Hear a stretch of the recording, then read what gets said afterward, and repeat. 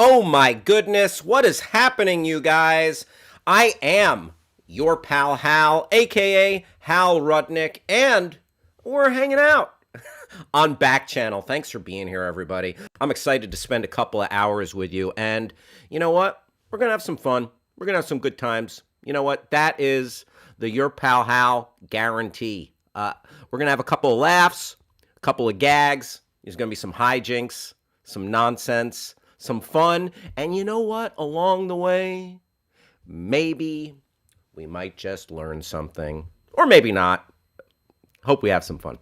We're going to talk about some news, some pop culture, and yeah, there's going to be some goofs and gags as always. I appreciate you spending part of your day right here on Backchannel with me and all of our wonderful hosts.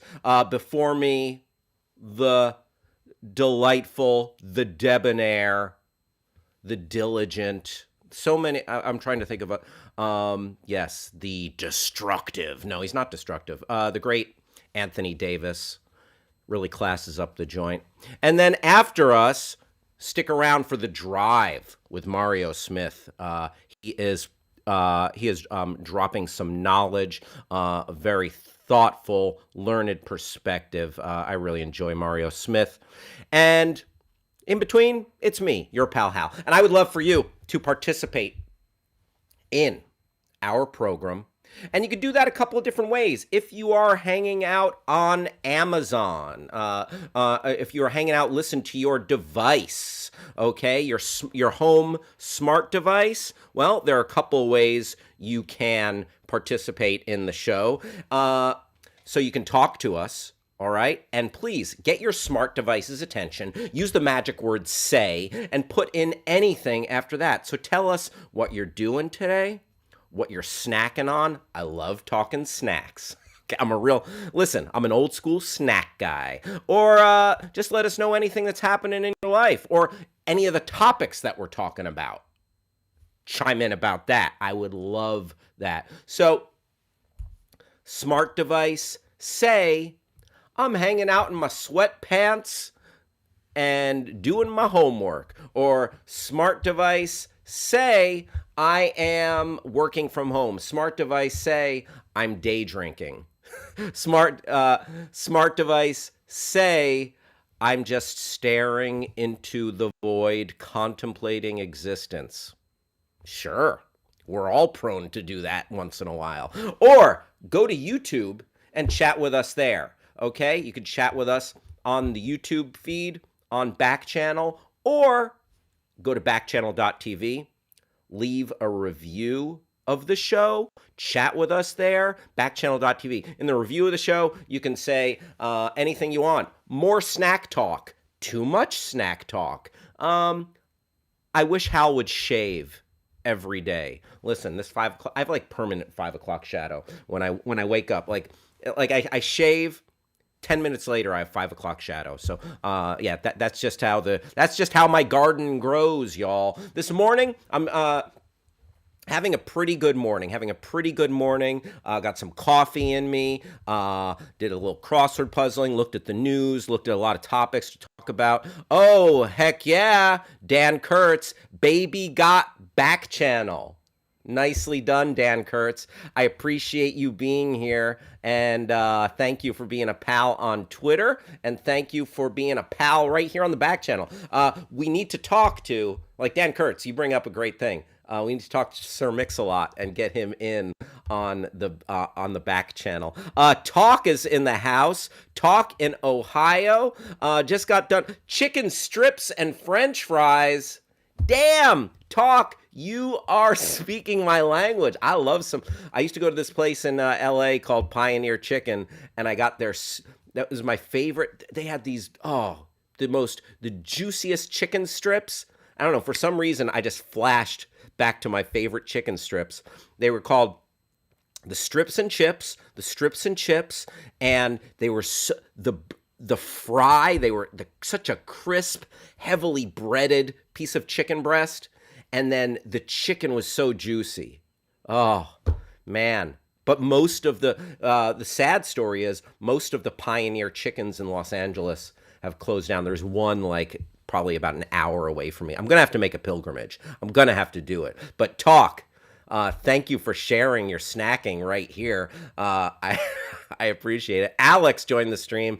Alex, what is up? Stacy, our good friend Stacy, hanging out with their mom and Tracy today. Stacy, always great to have you coming to us all the way from the great state of Texas. We are located on the West Coast in our home office, the Green Void in Los Angeles, California, where it is 11:08. Gonna be going till 1 o'clock today. And we're on the East Coast, it's 2:08. Gonna be going till 4 o'clock today. In Omaha, Nebraska, it's 1:08. Gonna be going to 3 o'clock. And in jolly old London town, in London, England, it's 7:08 p.m. Gonna be taking you into the evening, late into the evening, till 9 o'clock. And yeah, like I was saying, having a good morning. Although I did the thing where my alarm went off, and I'm like, all right, snoozing it. I'm snoozing it. And then in my mind, it's like 15 minutes later. It's like, okay, it's what have I been snoozing for 15 minutes? And I woke up and it was an hour later. You ever do that? Everything was fine. Like I get up at like extra early because I want to, I always have ambitions of, oh, maybe I'll ride the exercise bike. We have my wife and I, we got a Peloton, or maybe I'll walk the dogs earlier rather than later. We got a couple dogs. Yeah. So long story short, the dogs are going to get walked after the show today, and they're fine with that. They're just sleeping. They're sacked out. As long as they get a walk or two in, they're good. Listen, I'm not going to let my dogs crap in the house. Okay? If that's what you're worried about. Trust me, the dogs will get walked. Thanks again for being here, everybody. Please feel free to chime in, talk to us, tell us what you're up to, tell us what you're doing. And you know what? We're doing the Your Pal Hal show, and we can't do it without the guidance, the deft hand, the skills, the mad skills of producer Travis. Producer Travis, what's going on? Hello. Hello. Producer Travis, your sweatshirt is causing you to blend into your background, and you look like a disembodied head and neck right there. Yes, just a floating head. All right. I've achieved the next step. Yeah, you've bonded with the singularity. You are the future. Like in the future, like we're not going to need our bodies, or we're going to be like Wall-E, just like plugged in and like sitting in like the giant lazy boys floating around. Our bodies when we're using our avatars in our second life with our Bitcoin wallets and everything. Just this is the good stuff. Yeah, just like Reese Witherspoon was talking about yesterday. On That's her. Right. Yeah, we did a deep dive of Reese Witherspoon's Twitter account, and very pleasant, but surprisingly, like she's super into crypto, NFTs, and all that good stuff. And she was saying, in the future, we'll all have second online lives. We'll be in the metaverse, and we'll have crypto wallets, and we'll have just all these belongings in Second Life. And I'm like, geez, slow down, Reese. I'm just trying to get my first life. I'm just trying to get my real life together. Now I got to start planning for my second life? Yeah, not all of us are so lucky, Reese. Yeah, Reese. Travis, what have you been up to since I last saw you? Oh, well, let's see. I'm kind of rounding out my birthday stuff tonight with a show that I've been looking forward to. We're going to go with some friends to see some music. Cool. What's the band? What is the name of the obscure band that you're going to see that I've never heard of? They're called Punch Brothers. Never heard of them. Yeah. But that's not surprised. That's about right. Yeah. Like, are they like is this a national touring act? Is this a local band? What's the They're deal with Punch what you Brothers? classify as an NPR darling. Okay, sure. I used to listen to a lot of KCRW. The Morning Becomes Eclectic is kind of more of an indie music show here in Los Angeles on the Yeah. public radio. Yeah, absolutely. They are they fit in right in. They fit right in with that crowd. They have traditional bluegrass instrumentation, so it's mandolin, acoustic guitar, banjo, fiddle, and large stand-up bass, but they play Oh, so everything. they're in the they're on that Mumford and Sons vibe. They're like if Mumford and Sons knew how to play their instruments. Oh, shots fired at Mumford and Sons. Ooh, Mumford and Sons just took one on the chin from Travis. Not afraid to say it. Not afraid to say it. It's a little unfair. They are like the Miami Heatles of bluegrass musicians. All of them Oh, individually wow. are Okay. probably at the top, 5 or 6 players alive at their instrument. And what I appreciate about them is they come together and they're like, all right, we're all really good at this. That's not the point though. Let's try to make the best music we can. We all like classical, we all like bluegrass. Let's do some Radiohead covers. Let's just make some stuff happen. Gotcha. Very cool. Yeah. Our guy Rob Schaefer, good friend of the show, chiming in. Punch Brothers most famous for the song "Rye Whiskey," and they opened for Paul Simon a few years ago. Very cool. By the way, if I could just Please. one thing about Rob Schaefer, Renaissance man, chef, pop culture enthusiast, also the man went to school 8 years, I guess, got the degree, and has been practicing. And now, if you ever find yourself in Omaha, Nebraska, and are in any kind of legal bind, Rob Schaefer is now the man with the plan because he is an attorney, the finest attorney you could bring into your employ. If you are in need of any legal counsel, you're going to want to enlist the services of Rob Schaefer, attorney at law. There you go, the official attorney of the Your Pal Hal show. God forbid we actually need him to, if we get in trouble, hopefully. I don't want to, copyright lawsuits. Travis, you are always walking the tightrope with infringing copyright law on this show. You To are. my chagrin. No, I'm just kidding. Yeah, fast and loose. You keep it. So very cool. What venue are they playing at? The Hotel Cafe? Theater at the Ace Hotel. Theater at the Ace Hotel. The lovely Theater at the Ace Hotel. You know what? I've never been there, but I know it's lovely because It's yeah. a great time. And also, there's a rooftop bar in the hotel, and that's great. Very nice. Very Yeah. nice. I have Cool. one other thing, though. Sorry, this slipped my mind until just now. Something really Hit me. interesting happened last Hit night. me. So every once in a while, one of the roommates at my house, of which there are 12, there's 6, will just go through a show, just truck. And we've seen Frasier twice. We've seen Friends. We've seen Lost. And You're now watching one the of my shows. roommates. Yeah. And the big watch right now is ER. It's Mhm. just it's the show du jour. And Yes. we were watching it last night, and the darndest thing happened. Yes. We were watching an episode of ER, and there was a wedding, and there was this thing that happened where, in this episode, they needed 2 witnesses to get a wedding done in a courthouse, and they just didn't have an extra person. So we're watching ER, and then who do we see? In fact, I'm sorry, I pulled the wrong clip first. Here's the official being like, you need 2 people. And who comes through that door? Your pal Hal. Your pal Hal. What can Brown do for you? What can... What can Brown do for you?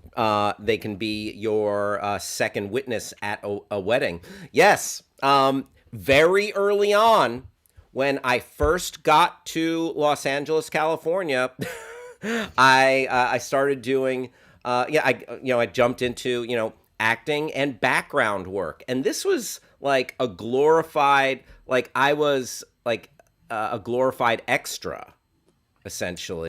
But they pulled me in, and I got a nice shot of me. Like first, they showed me walking down the hall with my package in like a courthouse, and then I was the witness at this wedding on ER. And like I tried to like jockey my way into like finagle my way into getting a line of dialogue because that is. And thankfully, I've gotten to have a few different roles in my career, doing some fun stuff on a few different TV shows, but didn't get the line of dialogue. I was hoping like that they'd let me say something like, "I always cry at these things," or "I always cry at weddings," or something like that. But no, they just wanted the shot of me. Good eye. Face Good eye, says it Travis. all. Face says it all. This is loaded with emotion. I'm happy to be here. I don't know why I'm here. That's like 20 years ago. I haven't aged. No. Damn same. It's A you little, and a little gray. Me and Paul you Rudd. and Paul Rudd. Yeah, that's it. Thank you. Travis, I appreciate thank you for pulling that clip. My finest hour. I said, wait, stop, go back now. Go back. We have to go back. That's so funny. Yeah, that was exciting, and I got picked for that. I just showed up with like two other guys, and they looked us up and down, and the director was like, "You," and I'm like, "Hey!" Like we didn't even have sign. Yeah. So that was a nice moment there. My little cameo on ER. What was that? Like third season, fourth season? That I think may have been the fourth or the fifth. My roommate is burning through this. He's on 6 now. Yeah, but that was the God, I didn't remember whose wedding that was now. I don't care. I got what I wanted out of that. Right. Yeah. Travis, thank you for mentioning that. Much appreciated. What was, if you have one, what was your favorite one of those spots? I know you had some Friends moments early on. You had ER. Oh, well, here's the thing. Extra work it's a blessing and a curse because it's the classic so close yet so far. You're right on you're right there. Like I was background or coffee shop background central perk on the show Friends for like a season and a half. It was the season when Ross was dating a British woman. The monkey was in the mix, and Courtney Cox was married to David Arquette at the time. They recently reunited in Scream. But the thing about that job, so close yet so far, they're like Courtney Cox and Jennifer Aniston are right there. You could reach out and touch them. Please don't. But at the same time, when you're background or an extra, you're often treated like a moving prop. Mm-hmm. Yeah. It's a couple of my favorite things. I got to do a nice little part on the show Community. That's right. That was great. And then I've gotten to do a few things on the Disney Channel, which has been wonderful. I wrote on the Disney Channel, and then I got to be in a couple of independent films, so that you can find. Yeah, listen. Dan Kurtz says Community. So yeah, a few different fun things. Right on. Key and Peele. Yeah. So right. Listen, I'll just list I'll just jump into my IMDb. Any memorable craft experiences? What set out the best food? Craft service? Oh, yeah. Man, on Key and Peele, I remember just like, them like bringing around like, in the middle of the day, they'd walk around with they'll give you like a little yogurt parfait or like pigs in blankets. Ooh. Or just all sorts of like the craft service was on point. Right on. Key and Peele. Yeah, right on. For sure. Yep. There you go. And then, being an extra, I also remember when I was a non-union extra, just being on those sets and like the stars are eating, like shrimp cocktails, and meanwhile I look it over at the non-union extras. Now I'm currently in the Screen Actors Guild, I'm in the Writers Guild. But the non-union extras have a table with a loaf of bread, a jar of peanut butter, and red vines. Woo! Woo! That's it. Meanwhile, whoever it is, Kathy Bates or Liam Hemsworth or whoever, just eating shrimp cocktail. Wow. So there you go. There you go. So close, yet so far.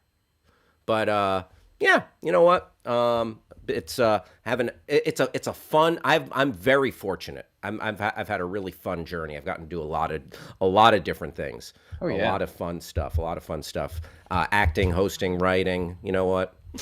Let's reminisce, shall we? I didn't mean to. Sorry, I didn't mean to back you into a career retrospective. That wasn't my intent. But Listen, I would love to just sit here and sing all of my own praises, but we've got a show to get to, Travis, and we've got some trending topics to explore. You know what? Let's dive into the Twitterverse, the Twitter sphere, and check out some trending Twitter topics. When you think about people who are simply beloved, people who are like no one can say an ill word. Like there was a topic, there was a trending topic, I think a couple of weeks ago when Betty White passed away, R.I.P. Betty White, of like people like that who there is no ill will. Like if you don't like Betty White, you're the problem, okay? Because she is infallible. She is just a queen. And today, we want to celebrate. It is one of these people you think, like, we are lucky she walks among us, Dolly Parton. It is Dolly Parton. I mean, it's not polite to ask a woman her age, but the following tweets are part of the live conversation detected by an algorithm. Okay, that's funny. The following tweets are part of the algorithm. So let's make sure nothing off color comes up in these tweets, Travis. But yeah, just a lot of happy birthday, Dolly. There's Dolly Partoning. What was that? Clint Black? Looks like that. Yeah, Clint Black wishing her a happy birthday. So yeah, Dolly Parton, she's the best. If anyone has any thoughts on Dolly, any favorite Dolly Parton songs, I think about Dolly Parton. You can't help but think of 9 to 5. What an amazing, song a movie that is. Paper in California. What is up, Paper? Thank you for joining the party right here on Backchannel. Appreciate having you here.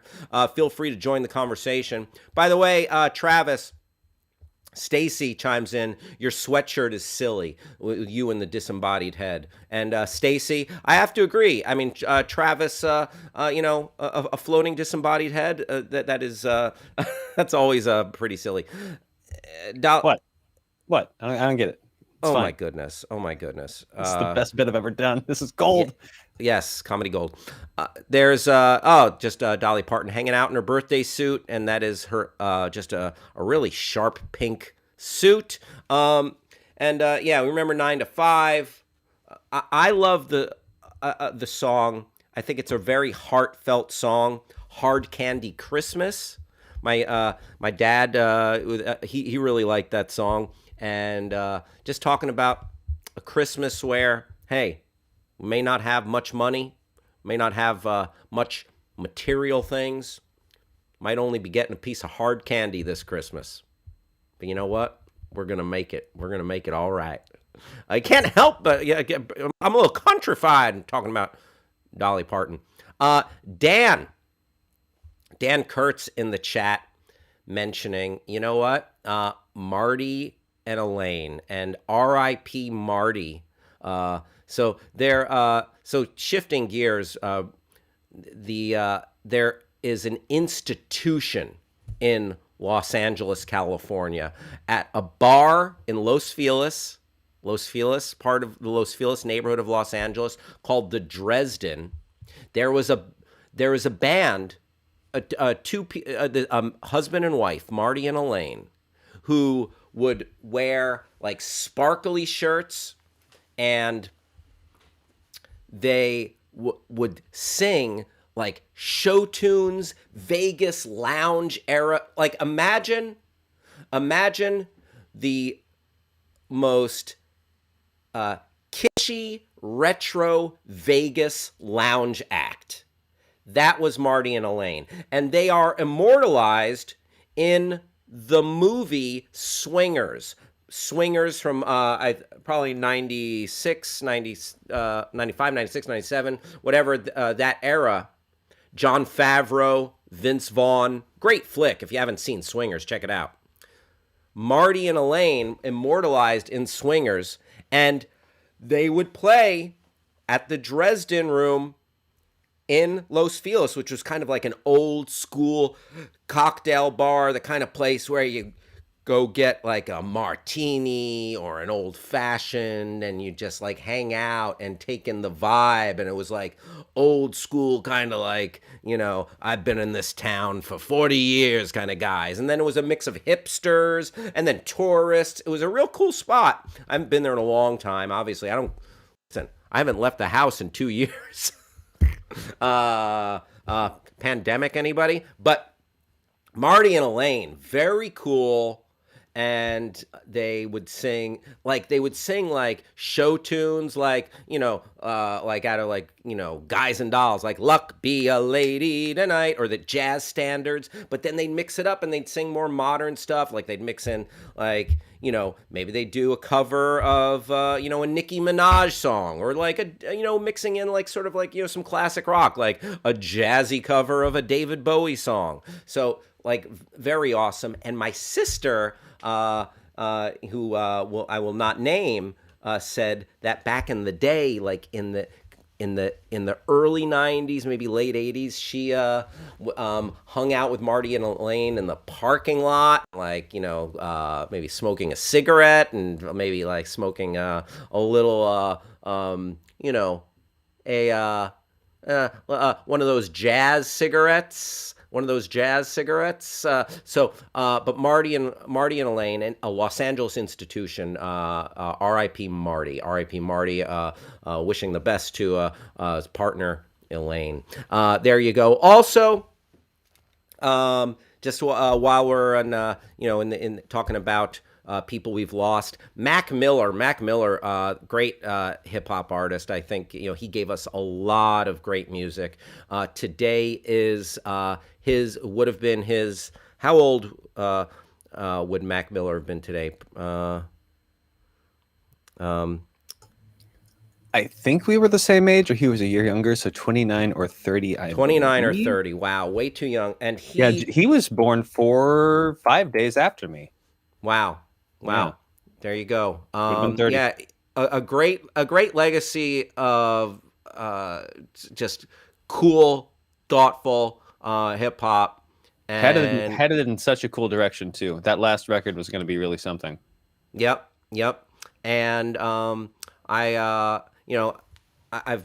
enjoyed so much of music that I listened to of his, and I got to meet him and interview him once when I used to work for Fox Sports and Fuel TV, interviewing, and I did a lot of just pieces covering, like I did film junkets and stuff, and then I did a piece covering a very cool concert in Los Angeles called Rock the Bells. This was out in Pomona, and Rock the Bells was like just an amazing hip hop festival. Like the same day I got to interview Mac Miller, I hung out and I got to see a reunited Wu-Tang Clan, minus Old Dirty Bastard who died, a reunited Wu-Tang Clan perform from start to finish their first album, Enter the 36 Chambers.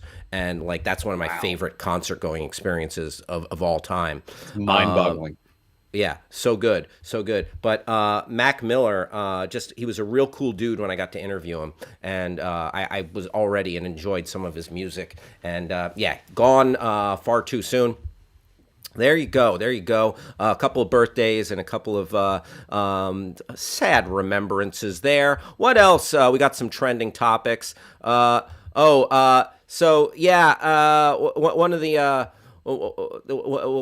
members of the past administration, Hope Hicks, it apparently is going to be on Celebrity Big Brother, and you know what? I really just wish like her and Sean Spicer, who was on Dancing with the Stars, would just maybe fade into obscurity.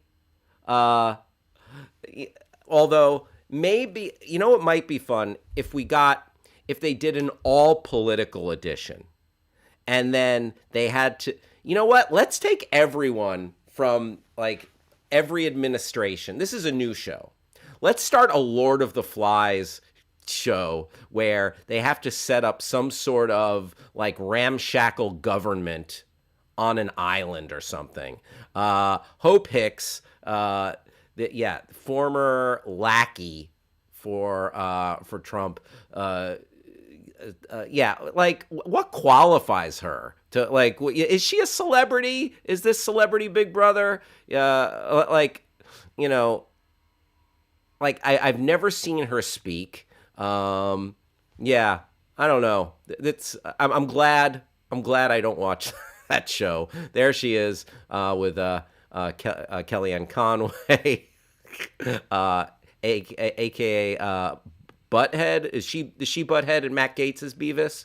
But yeah. Hope Hicks. Yeah, I just like I remember when Sean Spicer was on Dancing with the Stars. I'm like, yeah, no thanks. And then also Sean Spicer, he had a little cameo in the Zack Snyder movie Army of the Dead, and I'm like, yeah, no thanks.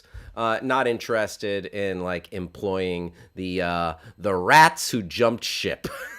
Essentially, the rats who jumped ship. So there you go. Hope Hicks joining the Celebrity Big Brother cast, and we use the term celebrity in the loosest sense of the word. Okay. Yeah. There you go. Also, I don't. One of my favorite movies of all time. One of my favorite movies of all time is the 1995 heist crime drama Heat. And we just got word that Michael Mann is teaming up with another author, Michael Mann, who directed Heat, to write Heat 2, a novelization. And then I wonder, first off, how old is Michael Mann? Is he still directing? Like, I remember the last thing he directed was Black Hat with Chris Hemsworth a few years back. By the way, shout out to my mom who's in the house, Deborah Rudnick. Reheat, Dan Kurtz. You're bringing the heat, Dan. Heat fans rejoice. Michael Mann and Meg Gardner novel Heat 2 has August 9th publishing date and will detail lives of characters before and after 1995 crime classic. Now, you know what? This is a beloved movie in many circles. Let me join the fray here and just say that Heat is one of my all-time favorite films. I would easily put it in top 5. Travis, are you a Heat enthusiast? Heat fan. One of my roommates, anytime anybody asks if anybody wants to watch anything ever, he goes, "We can watch Heat." Yeah. You want to watch Heat? I don't blame him. I do not like good suggestion. Always a good suggestion. Anytime is a good time for Heat. De Niro, Pacino, Val Kilmer in one of my favorite Val Kilmer performances. Ashley Judd at the height of her powers. Danny Trejo. Henry Rollins. What the hell's the name of the guy who was in Heat and then he was in The Dark Knight at the begin. William Fichtner. William Fichtner. Oh, so good. And John Voight. I know there's people I'm leaving out. Hank Azaria is a good little role. Like everyone is great in this movie, but especially Wes Studi. Oh my God, just like the cast, and then so many memorable characters. Like, I don't know the actor's name, but the character, I know there are a lot of stands out there for the character Wayne Grow. Wayne Grow. Wayne Grow. If you're a Heat fan, you know who Wayne Grow is. Oh, Dan Kurtz chiming in with some nice Heat fun fact. Natalie Portman in like her second film. This is like a very young, plays the stepdaughter of Al Pacino, and just the hard-boiled way, the gritty way it examines the cops and the crime crew and how it tracks them both, and they start to just the way they collide, and the action sequence, the heist that opens the film and the bank robbery later in the film. Mind-blowing, riveting, some of the best action ever put to film. Like, action-wise, what is better than those two sequences? Oh, good. The opening bank robbery, the opening armored car robbery, and then the bank robbery. And the bank robbery from Heat, first off, many films have tried to duplicate what has been done in Heat. Look at The Dark Knight. Look at Den of Thieves. Look at The Town. Like all of you wouldn't have so much of that without Heat. But Heat, the bank robbery is largely influenced by a shootout that happened after a bank robbery here in California in North Hollywood. Oh, wow. Where dudes were armed to the teeth. Travis, I don't know if you can you find like an article or something about North Hollywood bank robbery influencing the movie Heat? But man, that sequence, like the dudes in their hockey masks with their assault rifles and everything, great sequence. Nothing fun in real life about a shootout, but in Heat, damn. That action is just too damn good. Oh, Tom Sizemore. Don't sleep on Tom Sizemore. The cat and mouse. Yeah. Let's just called the 1997 Hollywood Shootout. Trying to see there though. No, I don't think this is actually the one I was looking for. Hold on one sec. Yeah, I think there was one before that. Because that would have been after. But either way, there was like one that like very the one influential. Are you talking about from the 60s? I'm not sure. Like that? I'm not sure. You know what? Maybe you know what? Maybe it's just like that was just like Heat or something. But I know there was like a real life thing that was influential. I think I found this here. In 1964. Okay. Yada yada yada. Yeah, so anyway, there's some real life stuff that influences that. So, have I told you, have I crowed enough about how much I love this movie? Michael Mann's finest work. It's beautiful. The city of Los Angeles is photographed so well. The diner culture, the freeways. Yeah. So, Heat 2. That is a book that I am that I very well might purchase and read because I love this movie. There you go, Heat 2 in the work, and as a novel, I wonder, are they going to make it into a movie? Listen, De Niro and Pacino, no strangers to de-aging technology. After The Irishman, I think you're gonna have to recast.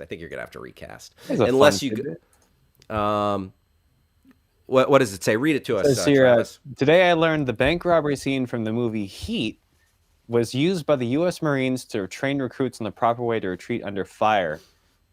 And apparently some hotshot British ex-special services guy was the tactics survivor. So it's extremely realistic. If that were to happen, apparently that's how some of that would go down. There you go. There you go. Heat, one of the greats. One of the greats. Very nice. And also in trending topics, look for Heat 2. Oh, I just thought this was a cool story, but also, not without some, it like long time coming. It took a little too long. So I was looking at trending topics, and it's like, oh, this is cool. But then it also makes me say, about damn time.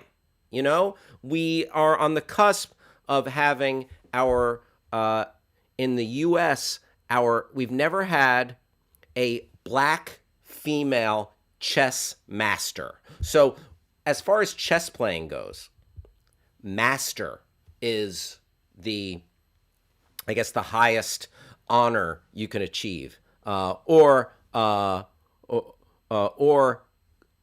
Queen's Gambit.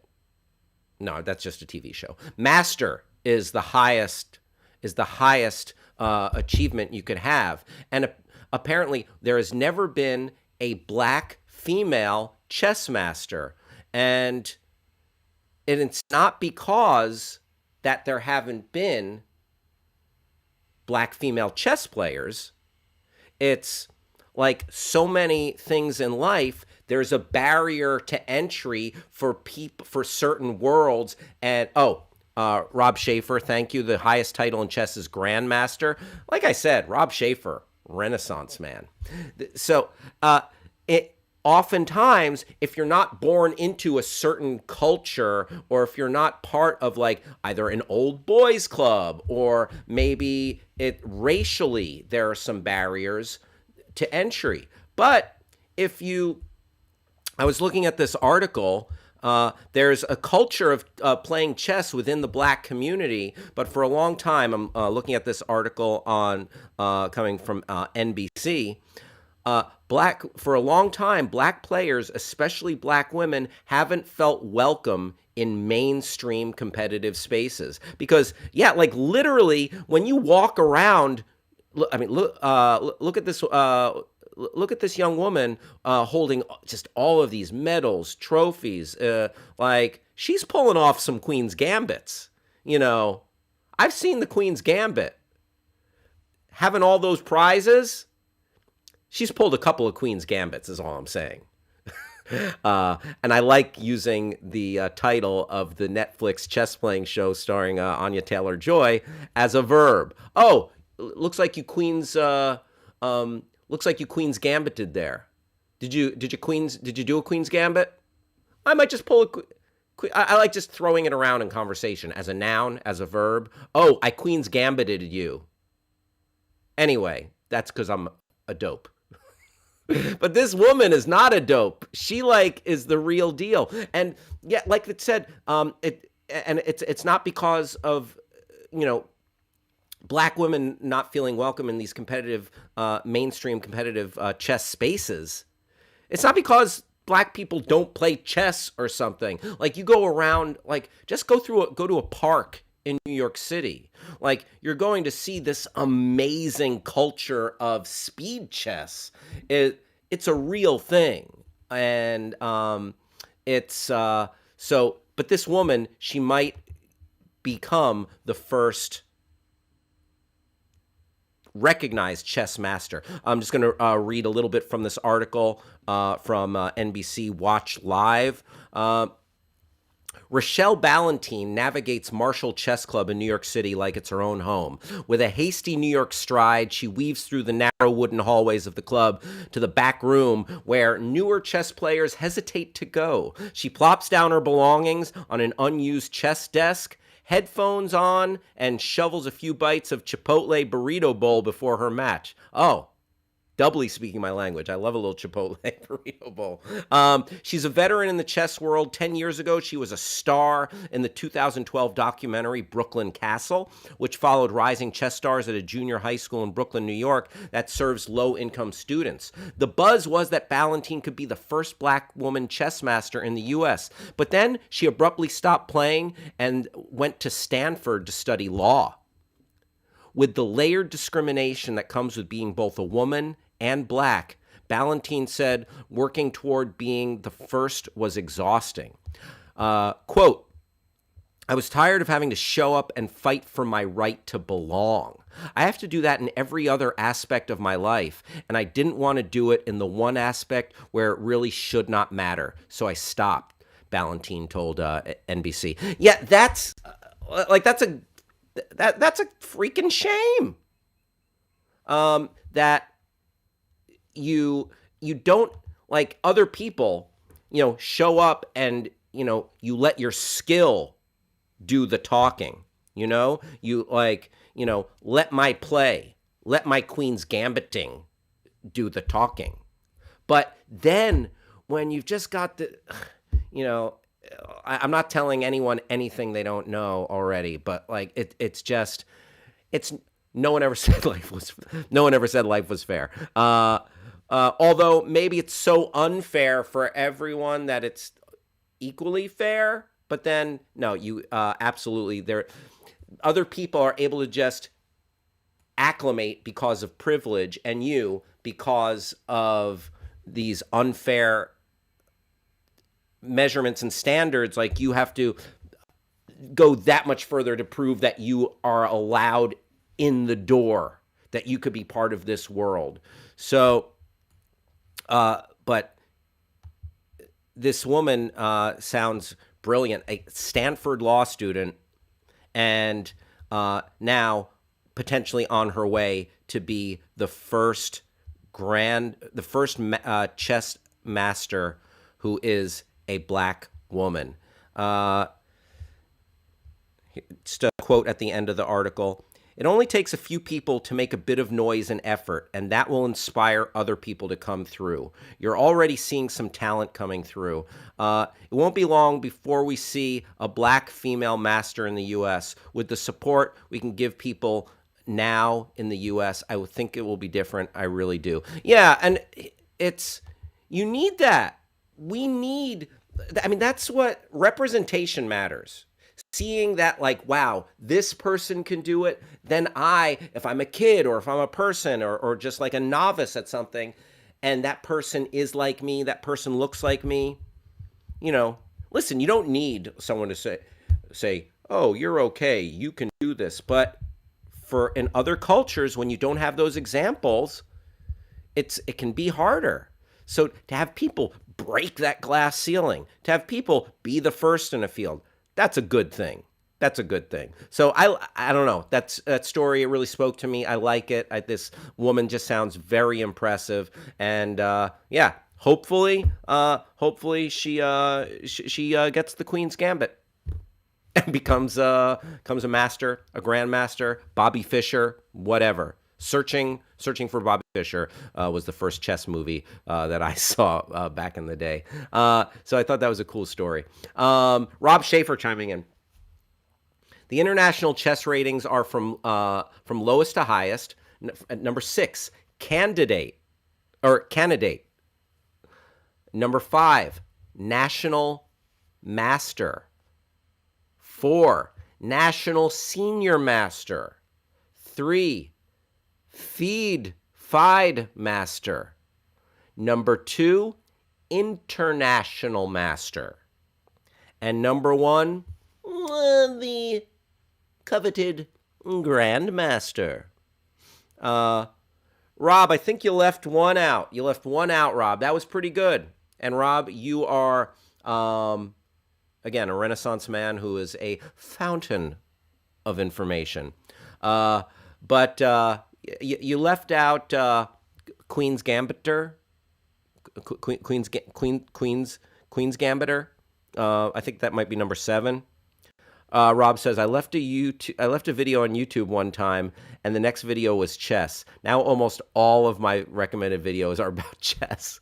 Yeah, that's what happens on YouTube sometimes. Like, listen, I was watching one video.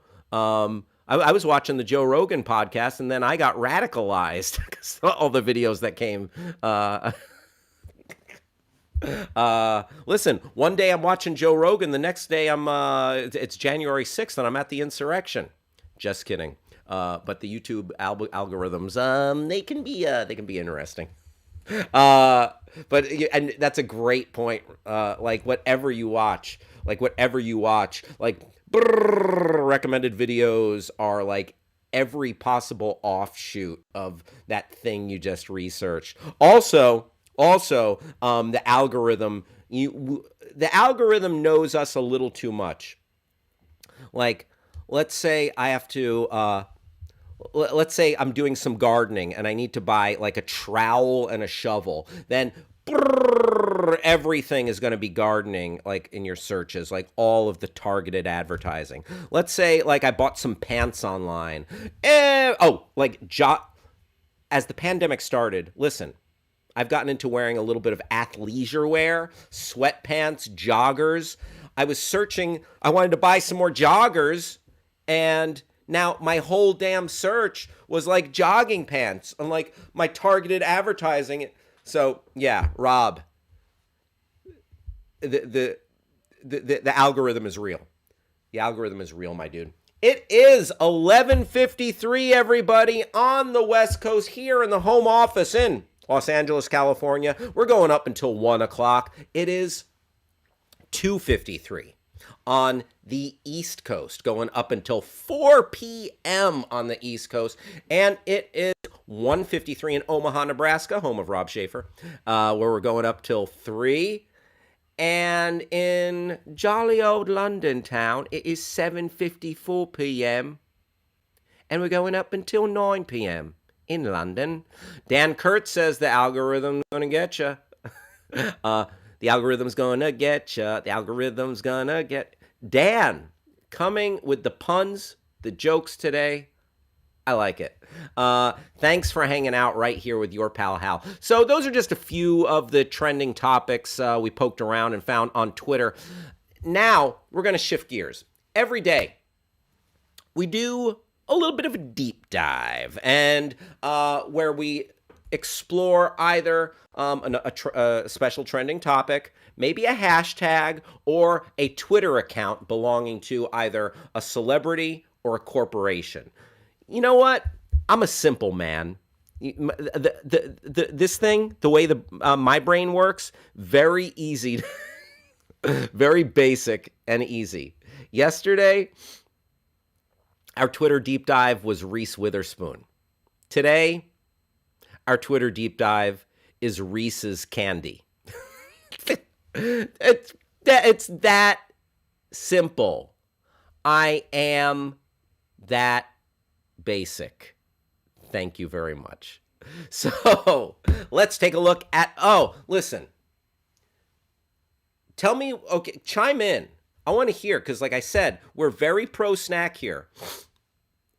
What is your snack of, what is your favorite Halloween candy? Like back in your trick-or-treating days, or if you were going to stop and get some candy at the 7-Eleven, at a convenience store, what is your go-to candy?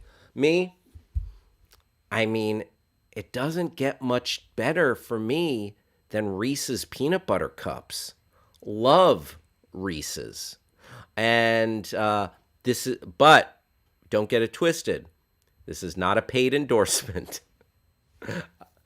But Reese's, if you would like to advertise on the Your Pal Hal show, the phone lines are open. We are gladly accepting it. Dan Kurtz says, I like to pretend paydays are healthy because of all the peanuts. Same thing. I mean, they still got sugar because all the caramel keeping it together. But I'm like, oh, that's got like protein, like a protein bar or something. That's like a healthy breakfast. I'd be lying if I said I've never eaten a payday for breakfast. So I enjoy. Papa Wilds. Oh, my pal, my pal, Nadie chiming in. The specific shade of orange is copyrighted by Reese's brand. Wow, that is a fun fact. Very nice, Papa Wilds. Papa Wilds, hope you're feeling good. Hope you're feeling healthy, my friend. All right, so we're doing a little bit of a deep dive of Reese's peanut butter cups here at 11:57 on the West Coast. Reese's, like right off the bat, that banner. If you look at the banner, Reese's. Oh yeah, Papa Wilds loves Reese's peanut butter cups and pieces. Reese's peanut butter cups. They've got the big cup, which is nice, a nice big cup, and they've got a new one that has potato chips, potato chip pieces in it. I mean, we, as much as the world is like coming apart politically, climate wise, coronavirus, appreciate the little things. Like a Reese's peanut butter cup with potato chips in it. We're not worthy. We're in a golden age. That is just a gorgeous snack. A gorgeous snack. Oh, God bless us. I'll tell you what, I love the dark chocolate. A dark chocolate Reese's peanut butter cup, forget it. Forget it. Like, if you like left like you could get me into a serial killer's van if you left a dark chocolate, like just a row of like mini dark chocolate Snickers Reese's leading up to it. I would just be like gum gum gum gum, and then I'd go right into the serial killer's van and he'd drive away and I'd be never heard from again. But it will almost be worth it because of the Reese's. Dan Kurtz chiming in. There's a Sir Mix-a-Lot pun sitting. I like big cups. I like big cups. Hey, Reese's. I like big cups and I cannot lie. You others can't deny. When Reese's walks in with a chocolatey taste and peanut butter in your face. There you go. Thank you, Dan. All right. Let's scroll. Reese's. We're here to make you want a Reese's. They ain't lying, do you? How honest is that in the bio? Oh, whoa. Travis, let's hit the followers. 350,000.8. A robust following. But less than a few others, less than some of the restaurants that we've explored. All right. So, first off, Reese's, not that active. The last tweet here is from December 14th, 2021. So that's a little concerning. I think they could step their game up as far as how often they're getting out there. All right, if we want to scroll and take a look at some of these tweets. All right, so I did a little exploration before we jumped into this, and they're really pushing this ad campaign that I've never heard of. So, not that if whether or not I've heard of something is the beat all end all, but they're pushing this campaign of Reese's University and the mascot, the Cuppy. Watch this, become a fighting Cuppy. And listen, I'm not saying that I wouldn't want to join Reese's University. I would enroll. I would major in the different ways of eating a Reese's, because there's no wrong way to eat a Reese's, as they say in the commercial. I would major in. I would take the class like different Reese's fillings. I would take this theatrical dance. Ooh, a different version. Maybe we'll have to have a taste test one day. Papa Wild says Trader Joe's dark chocolate peanut butter cups for the win. Okay, I feel that. I feel that. Respect, respect. I think I've eaten those before. They're good. They're good. So I might have to go. I might have to put the Reese's dark chocolate up against that one of these days. Maybe we'll do a taste test. Who knows? Courses of study for at Reese's University. Art 104, make the world orange. Advanced peanut butter ratios. Nice, nice. Linear ridge forces. Okay, physics 210, linear. So the ridges around the Reese's. Arch 101, introduction to cup structures. Okay, because you got the smaller, the bigger, the little. Travis chiming in. What's up? This is just so similar to me as the bit from, I think, season 3 of Community when the entire school was sponsored by Subway. Oh, wow. Yeah. That's funny. That's And there was a funny. character that they had in the show whose name was Subway. Wow. Amazing. And it was the show or the university was sponsored It by was Subway. Greendale College. It was a thread throughout. I think the back half of the season was they were just broke, so Subway like Gotcha. effectively bought the school, and they had That- like Sandwich Arts 101 and things like that. That's very funny. Also, Yeah. season 3 of Community is where I make an appearance in the finale, so I should know this a little bit better. So they're really trying to push this Reese's University, and yeah, they got a whole website dedicated to it, very very organized. But it's like it. I don't know about you. I feel like it hasn't caught on. It's there. I wonder. I don't. I don't know. I don't know if Reese's is getting the bang for their buck that they would want out of Reese's University. Travis, can we go back? Let's go back to the Twitter. All right, so the Fighting Cuppy. All right, let's scroll. Let's scroll. There's a walkthrough. I guess they co-opted some college campus to pretend it's Reese's University.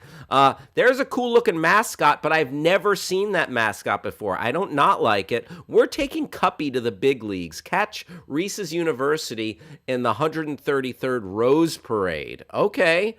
Cuppy stopped by Pasadena. Oh, you got Cuppy merch. Lots of Reese's U merch. I want some. I'd wear an orange sweatshirt.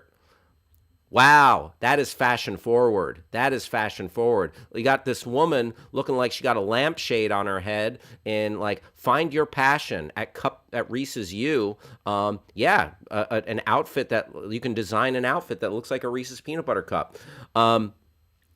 There's more of Fighting Cuppy. Okay, I mean that's a cute name, Cuppy. Yay, the Fighting Cuppies. Sure. It's like it's all Reese's U. It's all Reese's U. And being that this is the first I'm going to say that this is not working. Reese's is excellent, okay? Only a maniac or Travis who's not into peanut butter. Travis, can you come in for a second? Travis. Yeah. Bend the knee to peanut butter. Why do I? No, bend the knee. Bend the knee to peanut butter. Accept peanut butter as your Lord and personal Savior right now. I didn't realize I had baptism scheduled. No, thank you. No, thank you. Kylie joined the stream. What is up? Zhu joined the stream. Thanks for being here. Appreciate you. Travis. Yes. Accept peanut butter into your life. No. Open your arms to peanut butter. No, thank you. Damn it. I tried to talk some sense into this kid. But he's on the wrong path. You're going down a wrong, dangerous path, Travis. Yeah, if that didn't stop me before, it's not going to stop me now. Oh, gosh. All right. You know what? You know what? Actually, while I'm here, something Yes. that caught my attention. Yes. This campaign started on December 1st. Prior to that, they had taken a full month off from tweeting, supposedly in preparation for this campaign. Wow. Okay, so maybe we're so early. Maybe I need to embrace this campaign and like see if I can get free merch out of it. You can apply. You can literally apply on this Reese's University website. I don't know what's going to happen if you do. I might. I might. Let me. I'm because I'm a. You know what? I got a little bit of a sweet tooth, and when I do, dark chocolate and peanut butter Hmm. is like it speaks to me. Okay, so let's scroll back and see what else. Um, Reese's. You okay? I'm making a note of that. We've always been king. Now we're just super king. Wow, that's too much. Too much. The Super King? Damn. So all these candy bars, they have king size. They have Reese's has Super King. Uh, I mean, that's a tummy ache. Don't eat it in one sitting, or otherwise that's a tummy ache. Okay, let's keep going. Let's keep going. What else? What else? Oh, trick or treat. We got. Oh yeah, trick or treats. You know what?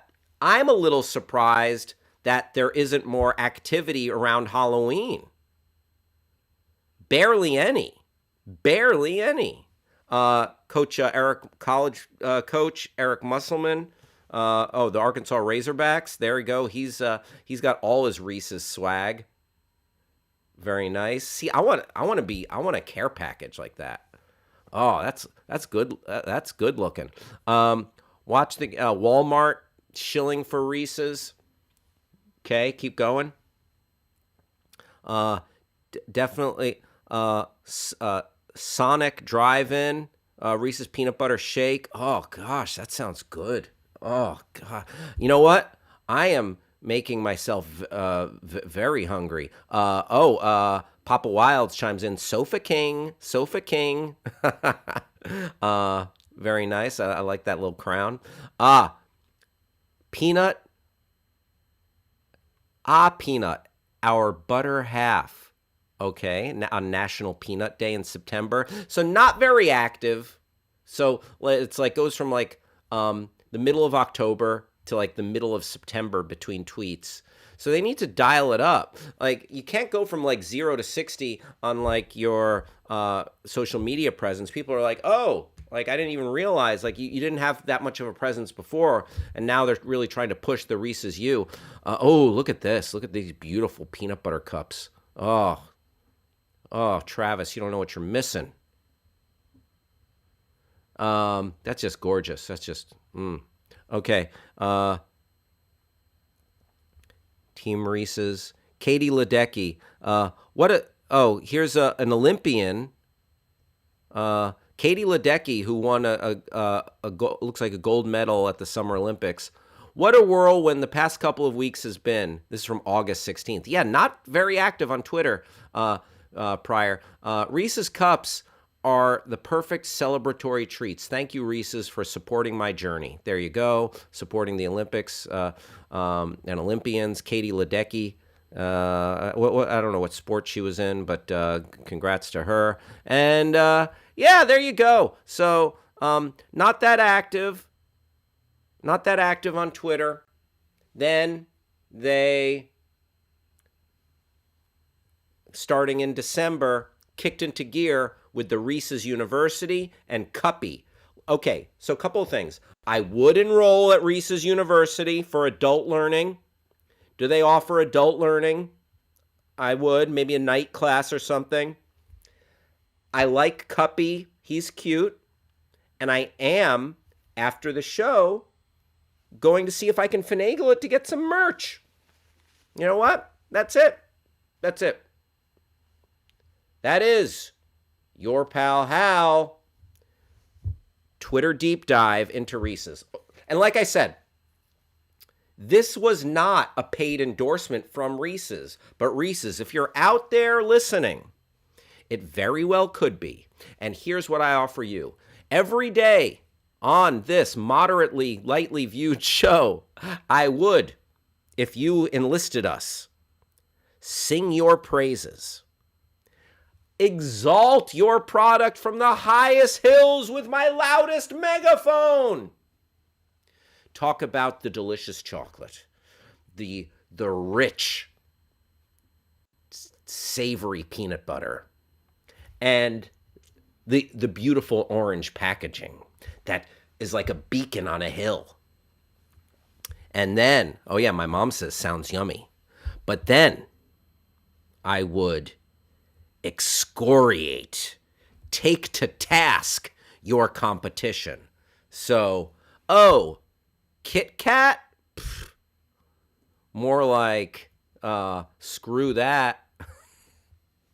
Snickers? I snicker at the very thought. Baby Ruth? Pff, get out of here. Also, I would talk crap about their companies.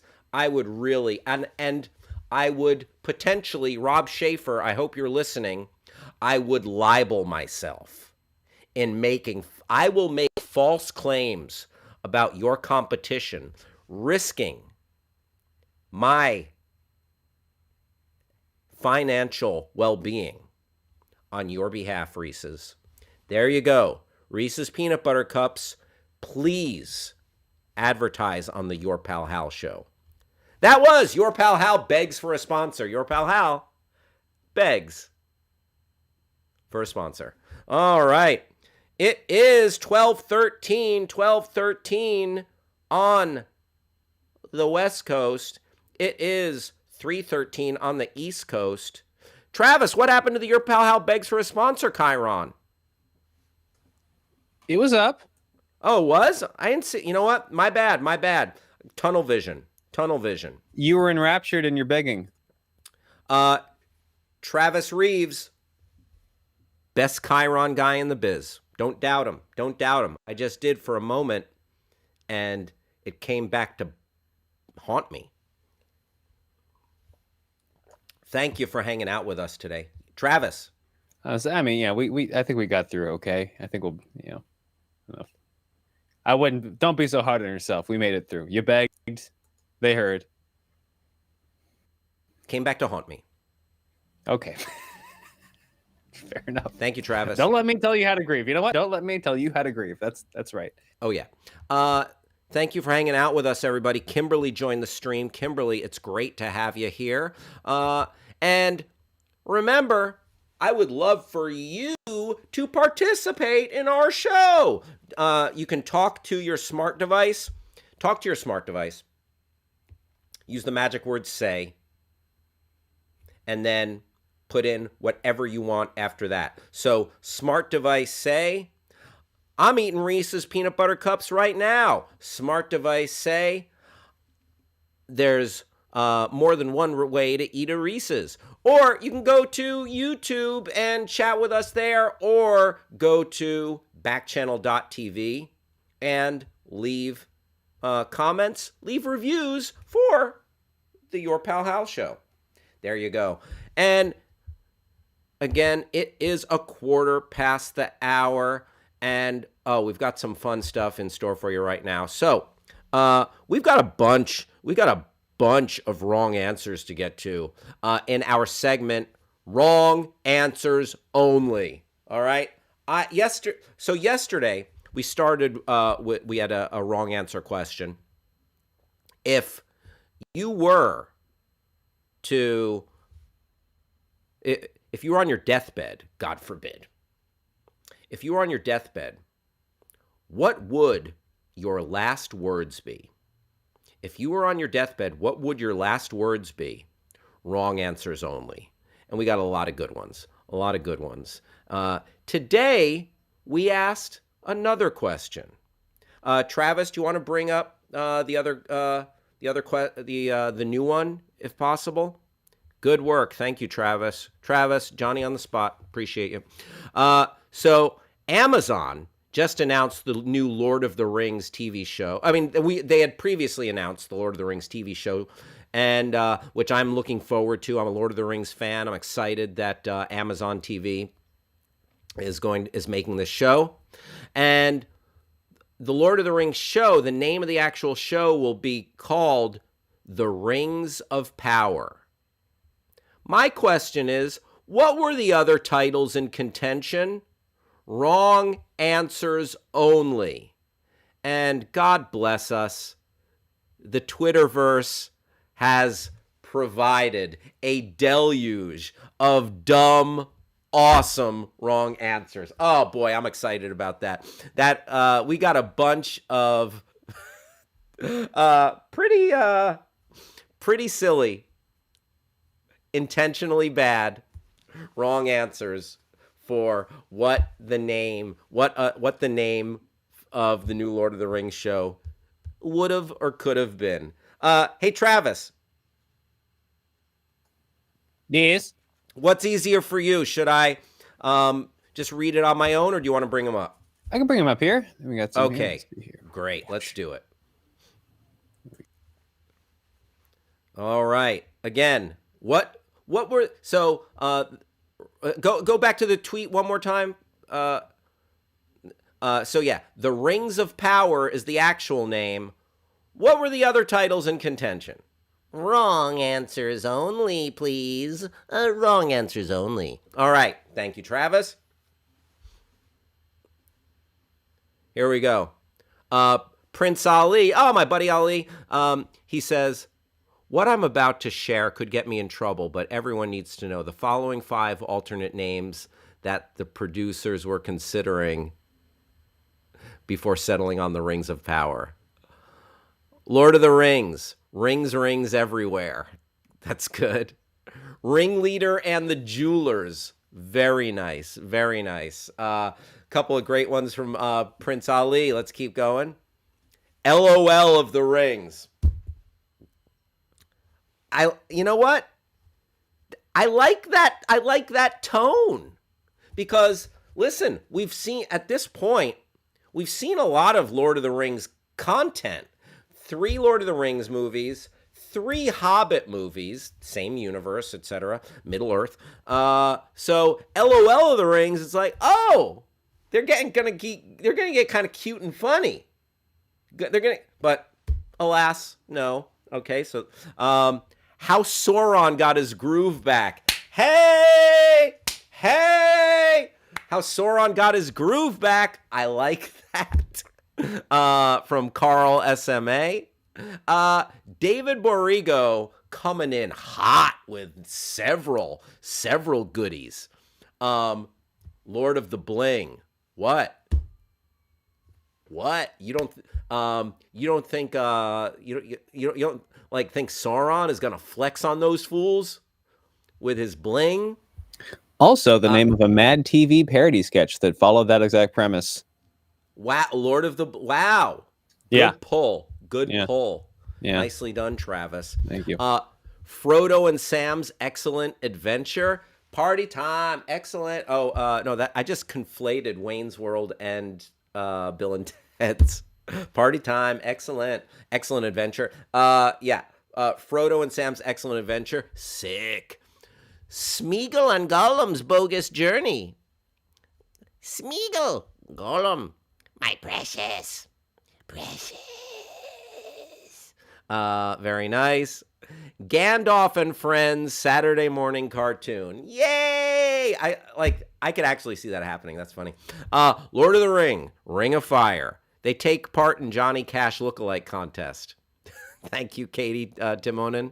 That could be a fun episode. Like a one-off.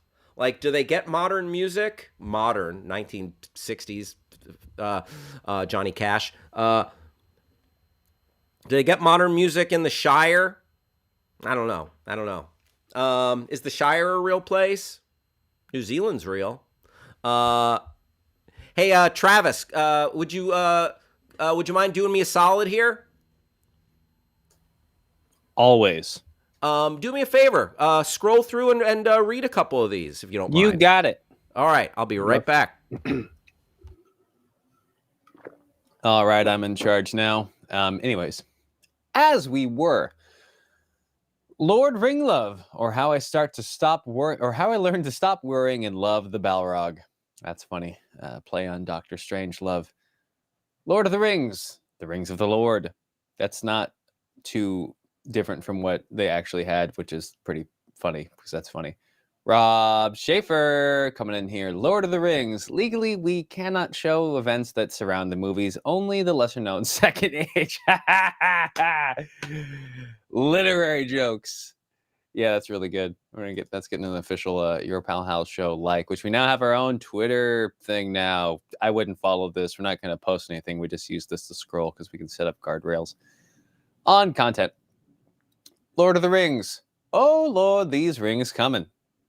That's good. Nikki, movie time. Thank you. Adam replying, this show might be 8% less boring than the movies, but will still be as overrated. That comment is bad because I disagree with it. Treasured films. Government Stooge says, fan on the terrible, horrible, no good, very bad War of the Wrath. It's good. I like the deep cuts. The real inside baseball of it all. Diego, Lord of the Rings. If you like it, then you should have put a ring on it. And my last one here, Patrick Sambiasi presents Torn Apart, says, none of your favorites are in this. Ha ha ha ha ha ha. Very nice. There's some bangers. Hey, Travis. Yeah. I didn't know we had a new official Your Pal Hal Twitter. We do. As of I tested it out yesterday. That was a soft launch. Today was the first time we have our own. We have our own Twitter. I would like to follow it. I would like to be followed by it. I would like to promote it. All that stuff. Oh, you're followed by it. Oh my goodness. Oh yeah. That's because I need a quick way to get to your Twitter. There you go. Yeah. I look forward to that. Yeah, please. And do me a favor, Travis. Yeah. Don't tell people not to follow it. Fair enough. There's here's a little promotion 101, okay? Yeah. If you want to turn something into a thing, like we're trying to turn this show into a thing and this channel into a thing, don't dissuade people from getting on board with the stuff. What about playing hard to get? Does that not apply in this context? No. Okay. Take a page out of Your Pal Hal begs for a sponsor. Beg for a follow. Exactly. All exactly. Right. I can do that. Feel free to follow Your Pal Hal. Yes, you can find it at Your Pal Hal live Twitter. on. I mean, who knows how much will be, but like, yeah. As we go along, who knows? Absolutely. Do we have any followers? Me? Does the Your Pal Hal Twitter? This is actually a good question. I don't know, because again, as of now, this is a humble tool to avoid all the swear words and bad pictures on Twitter. Yes. But we could grow this into something much, much more. Perhaps we have more followers than 0. First off, I want to give a shout out to Caldwell in Ohio. What is up, Caldwell? Thank you for joining us from the Buckeye State. Jacob in Michigan. Great to see you. Oh, Ohio, Michigan. We got Big Ten rivals in the house. Hey-o. Hey-o. I went to Penn State myself, so look out. Look out. It's great to be a Nittany Lion. No offense, Jacob and Caldwell. But Jacob and Caldwell, thank you for being here. Thank you for hanging out on the Your Pal Hal show. We're just going through right now. We are exploring our segment. Oh, we've got one follower. Is it you, Travis? It's not me. That just happened just now. Oh, wow. Is it Rob Schaefer? Hey. It is Rob Schaefer. Boom. The official legal counsel of the Your Pal Hal show. Thank you very much, Rob. Yeah, good man. Thank you, Rob. And but we are exploring our segment Wrong Answers Only. Today's question on Wrong Answers Only. Amazon just announced the new Lord of the Rings show will be called The Rings of Power. What are the other titles in contention? Wrong answers only, please. And let's go through a few more of these. We're having too much fun here, folks. Sorry that the show is too fun today. Lord of the Rings, Fellowship of the Swing. I mentioned. Life comes full circle.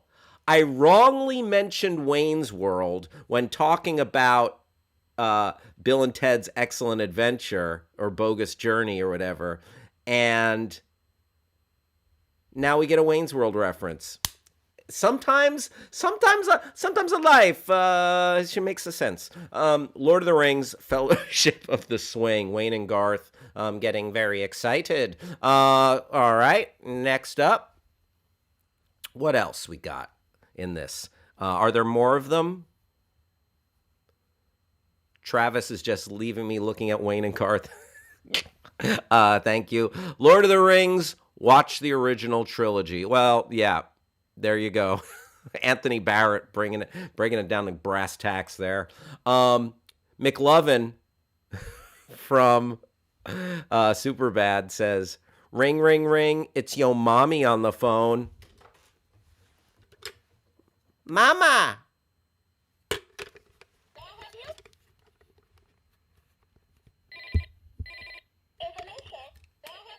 Yes. What's a good Lord of the Rings name? Wrong answers only.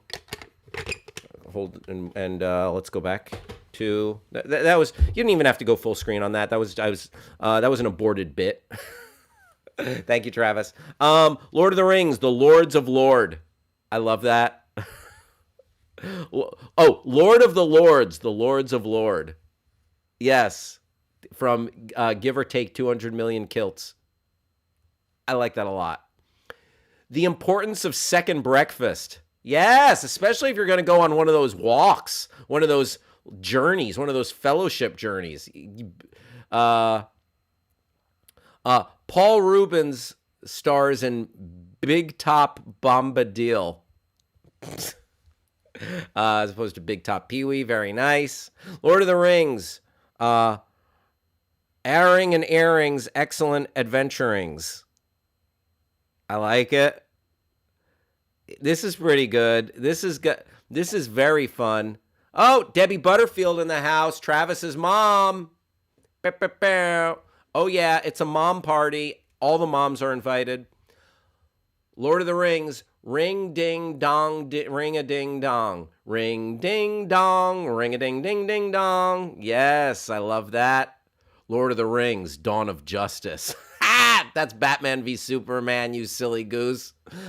Weekend at Sarani's. Get a giant pair of sunglasses on top of the tower in Mordor. Yes, I like it. I like it. Oh, these are as dumb as they should be. Thank you, Twitter, for giving gifts that keep on giving. Mighty Morphin Power Rings. Or also, I also heard Sonic and the 10 Rings. Nice. Nicely done. That's as opposed to Shang-Chi and the 10 Rings. Rings on Fire, says James Patterson. Nice. Ring-a-ling-a-ding, says Lil Bigfoot. Great. So those are a few of the Lord of the Rings alternate titles for the TV show coming up on Amazon. Wrong answers only. We might come back to a couple of those tomorrow, or maybe see we got so many good answers from people. So thank you if you chimed in, and if you want to chime in, follow your Pal Hal on Twitter and at Hal Rudnick. Oh, Travis? Are we going to confuse them by giving them so many Twitter handles to follow? Maybe you were right. That's why I was saying don't bother with that one if you don't want to. Yeah, let's discuss this in real time. Should we you know what? Up to them. I would say follow both. Yeah. Follow both. What's another number? What's another number? What's one more Twitter account to follow? You know what I'm saying? You're going to follow another one anyway, so might as well follow that one. There you go. There you go. Travis, I thank you. You're welcome. Okay, it is 12:30. Boom, 12:31. We're going up until 1 o'clock here on the West Coast. We're going up until 4 o'clock on the East Coast. Go until 3 o'clock in Omaha, Nebraska. And we're going to 9 p.m. in jolly old London town, London, England.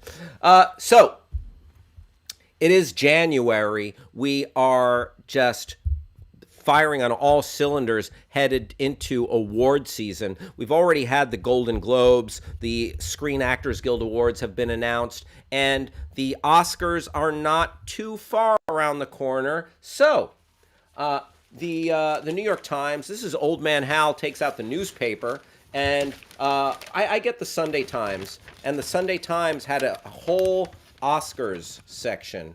You'd see that? There you go. The Oscars, like what they thought. There you go, the Oscars. Penelope Cruz on the cover of the section. And I break out this Oscar section because I have a lot of, I really enjoy the New York Times. It is the paper of record, the gray lady, they also call it. And all the news that's fit to print. Listen, I got all the slogans and names in my back pocket, y'all. And they have esteemed film critics, Manohla Dargis and A.O. Scott. And each of them listed who they believe should be the Oscar nominees for this year, who should be nominated. The nominations will be announced on February 8th. Here's what our critics wish Academy voters would put on their ballots, okay? We're going to walk through this, and maybe we'll hit some movies that you haven't seen yet, and you're like, oh, maybe I should see that if these esteemed critics think it's that good. Or maybe you can be like, yep, saw it, I agree. Or maybe you'll be like, psh, what are they talking about? That movie sucked. Feel free. And in real time, let me know, did you see this movie? Do you need to see it? Do you want to see it? Any thoughts at all? Feel free to chime in the chat. Talk to your smart device. Smart device, use the magic word say. So smart device say, didn't care for that movie. Or smart device say, that movie's a shoo-in.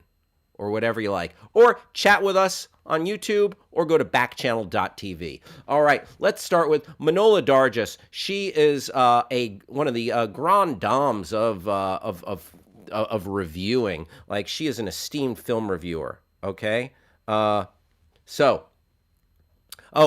there you have A.O. Scott and Manohla Dargis's award suggestions. So Manohla Dargis. Recommending the film Azor, which I haven't seen. Well, let's just go down here. So, as opposed to the paper, this graphic that Travis has brought up, we'll use this. So here are 3 films that they agree on should be nominated. Drive My Car, which is a Japanese film, which I've heard great things about. I haven't seen it yet, but a couple of years ago, Parasite became the first foreign language international film, I believe, to win Best Picture. And Parasite was excellent. I feel like Drive My Car, I don't doubt that it's a great film because I've seen it on many end-of-the-year lists, but it hasn't penetrated American culture in the same way that Parasite has. Parasite became like an international and American phenomenon, and Parasite, well-deserving. Bong Joon-ho, great film about cultural disparity and the haves and the have-nots. Sorry while I get something out of my eye. Drive My Car, I've heard great things. I don't know if it's quite had the impact. Passing, Netflix film about 2 women of color passing as white in turn of the century 1920s New York City. I still need to see that. Power of the Dog, the Jane Campion film, Benedict Cumberbatch, Kirsten Dunst, Jesse Plemons, excellent, deserving. Okay, so on filling out Manohla Dargis's list, Azor, which I'm not familiar with, quite honestly. The Card Counter, which comes from Paul Schrader, Oscar Isaac, Tiffany Haddish. I really want to see that. The Disciple, Also, still need to see Spencer, which Kristen Stewart plays Lady Diana, and that's excellent. Great performance. A kind of a solemn film. I think the performance overshadows the film a little bit, but Manohla Dar got on a list, and then two documentaries in the Best Picture category here for Manohla Dargis. And it's hard for me to argue with this, though, because these are two of the most beautiful music documentaries. Travis, you want to come on in for a sec? Yeah. Travis, you're a big music head. Yes. Have you seen Summer of Soul or The Velvet Underground? I've seen Summer of Soul, not The Velvet Underground, because I can't stand Lou Reed. Oh, yeah, he is a little bit insufferable. Lou Reed does love some Lou Reed, but young Lou Reed was doing some very cool stuff. Maybe he became insufferable because, you know what, he just was that good in his youth. Yes, no, he's and the Velvet Underground, like, they're awesome. Yeah, monumental, awesome. Hugely impactful.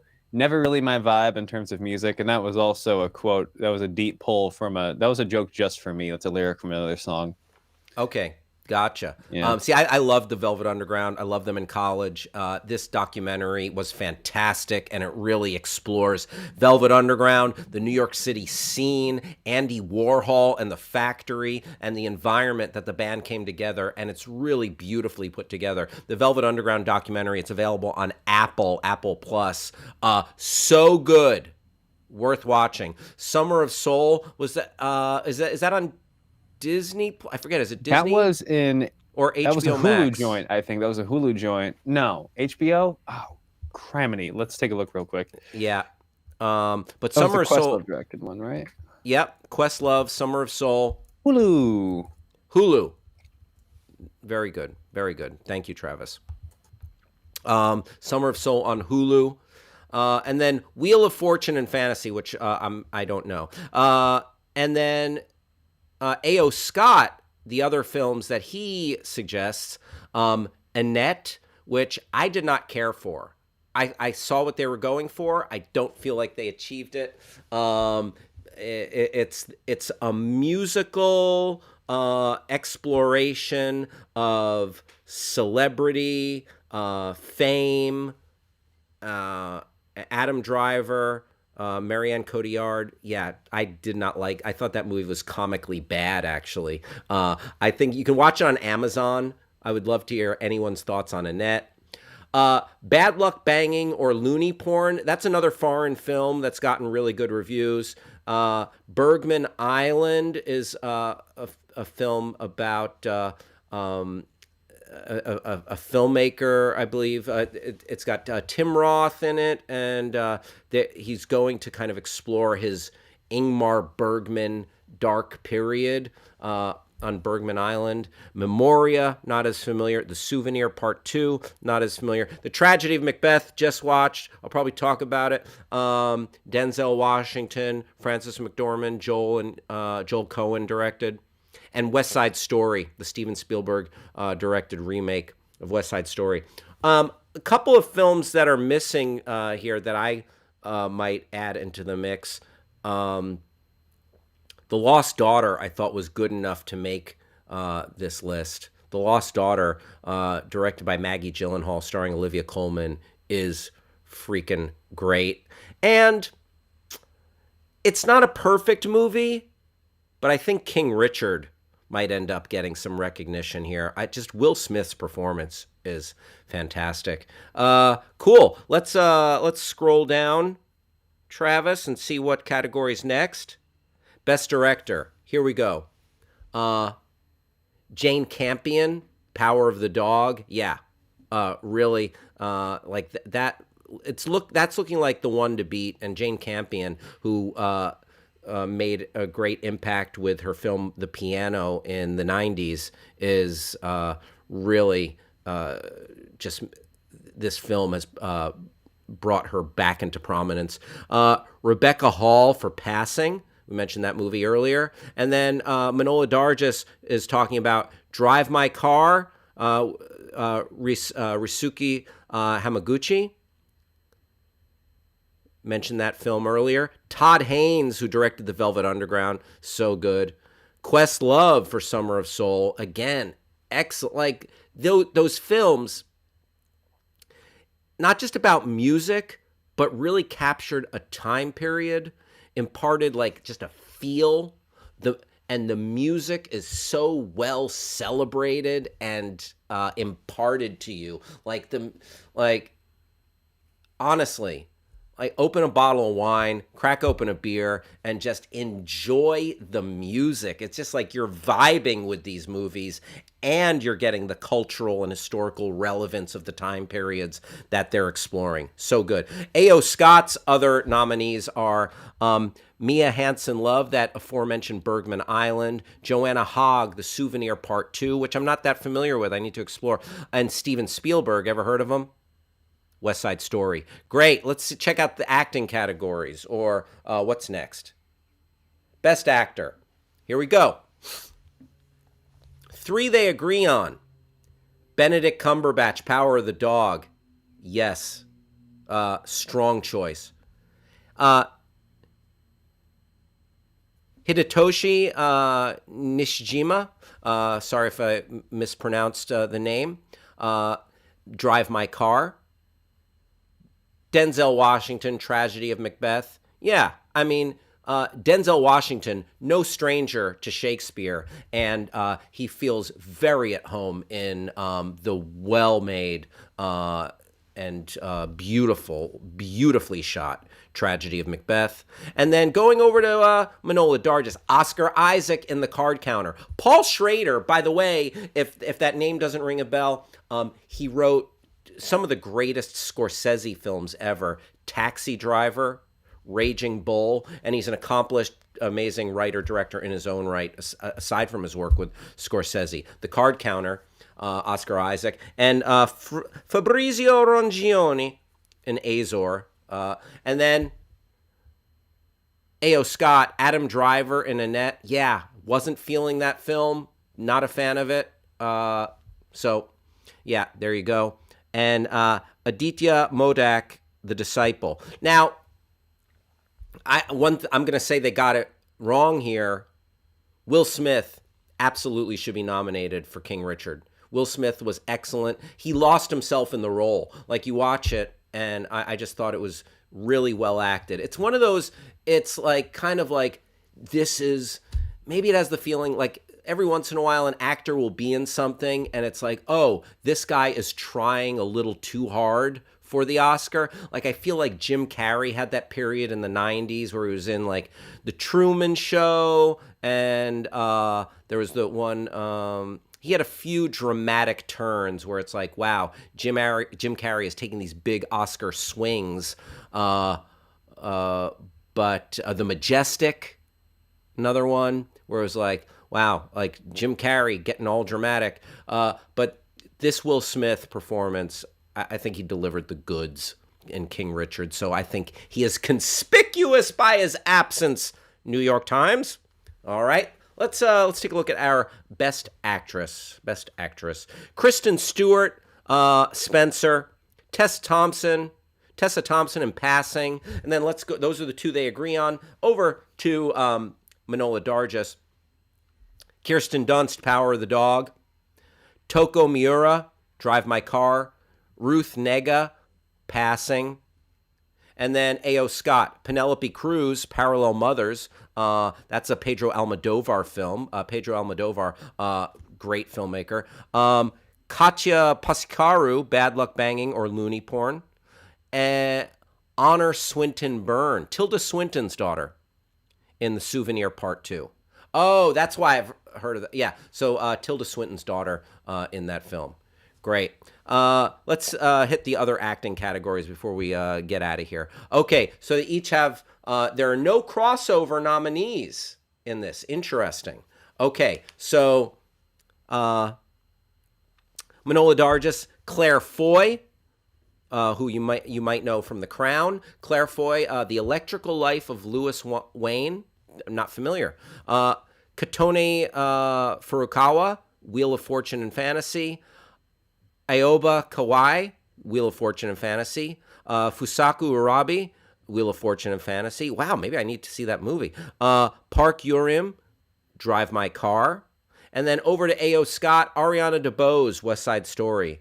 Anjanae Ellis, King Richard. So there's the first mention of King Richard. Anjanae Ellis played the older Williams sister, Venus Williams, in the film. And that young lady was excellent. Like, just an engrossing performance. Not only is she a great actor in the film, but the kid was playing tennis at like a boss level, like convincing with just her racket work. So good. I feel like the combination of those things, very worthy of a supporting actress nominee, this young lady. Catherine Hunter, The Tragedy of Macbeth, so good. One of the best parts. Catherine Hunter played, there are three witches in Macbeth. Bubble, bubble, toil, and trouble. And Catherine Hunter was, the way they do the three witches in this version of Macbeth is pretty cool. And Catherine Hunter plays all three. Spoiler alert. And she is absolutely worthy of a Best Supporting Actress nod. Toko Miura, Drive My Car, Ruth Negga, Passing. So A.O. Scott has Ruth Negga as a supporting actress, Manohla Dargis as a Best Actress, okay? And then let's just check out the nominees for supporting actor before we take our leave of the New York Times Oscar preview. Best Supporting Actor. Okay, the one commonality between the two critics is from Power of the Dog, and absolutely agree on this. Talked about this movie and this actor and a lot of the stuff here with my pal Lon Harris on our show Binge Boys, where we talk about streaming, what's new in streaming news, and we also have some goofs and gags every week, produced by the skillful producer Travis, and new episode up today. Cody Smith McPhee, so good in Power of the Dog. Manohla Dargis says Pablo Tor Nielsen in Azor. Masaki Okada, Drive My Car. Jesse Plemons, Power of the Dog. Yeah, Jesse Plemons, dude is good in everything he's in. And Kiyohiko Shibukawa, Wheel of Fortune and Fantasy. A.O. Scott, David Alvarez, Best Supporting Actor for West Side Story. Benicio del Toro for The French Dispatch. First time we've heard mention of the Wes Anderson film. Mike Faced, West Side Story. And Tony Servillo, Hand of God. There you go. Those are some of the main categories. We hit the acting, directing, Best Picture nominees from the esteemed New York Times. That is a little bit of an Oscar preview for you. Oh, it's 12:50. It's 12:50. We got a few minutes left here. Thank you, everyone, for hanging out here in the Your Pal Hal Show. Cash in Indiana. What is up, Cash? Thank you for joining the program. Appreciate you being here. Everybody, again, don't forget to stick around. Hang out with Backchannel all day. We've got some smart, funny, intellectual, humorous, informative, so much good stuff, so many good hosts going to be with you throughout the day. Before me, you have Anthony Davis, and after coming up, make sure that you stick around for the excellent Mario Smith, for The Drive with Mario Smith. And you know what? We've gone through we've gone through a lot of fun segments today. Maybe some people say we've had too much fun. And now it's time for our final segment of the show called Rejected Segments. Rejected Segments. And so, yeah, we've had a lot of fun, but there are some segments that we thought about doing that we decided not to do. And one of our first rejected segments was Hal takes a handful of change from the coin holder on his desk and reads what year each coin is. First off, it's just like it's a little one note. Unless you're like I know Papa Wilds, if he's here, he might be into this segment because he's a bit of a coin collector. But like, do people like really want to just see me like take a quarter? And first off, it's like I'm struggling to even see like where the year. Okay, so 20 2018 quarter, and yeah, like I can't. Man, I need glasses. I think we're learning that your pal Hal needs glasses. This quarter is a 1974 quarter. Okay, so we had a 2018 and a 74. This one is a 1991. Wow, we're hitting all the decades. Yeah, Travis, what's up? Well, first off, differing opinions. Oh, Rob Schaefer said this is gold. Well, All right then. I mean, it's not gold. These are like, what are yeah, these? Silver, or what are like these made out zinc, of? Zinc, a lot of stuff. Yeah, yeah. nickel. Is nickel made out of nickel? There's not that much nickel in nickel. There's more nickel in pennies than in nickels, I think. Gotcha. Regardless, Yeah. we're in the weeds. What do you... We're doing the Oh. Yeah. Every once in a while this happens. Like I'll start explaining the segment, and then I'll end up doing the actual segment. Yep. All right. Yep. Like this Abraham Lincoln 1990 wait, 2020. I don't think you should. Oh. Yep. Oh yeah. Oh, yeah. No. Yeah, that's yeah, okay. Yeah. You know what? But Rob Schaefer, I appreciate that. I appreciate Rob Schaefer enjoyed that segment from your pal Hal. And thank you, Rob Schaefer. I appreciate your vote of confidence. So that was a rejected segment. Yeah, what I just did for like a moment, like struggling to like see like on like and look at all that change, that handful of change. That would have been like 10 minutes of that. That's why that was a rejected segment.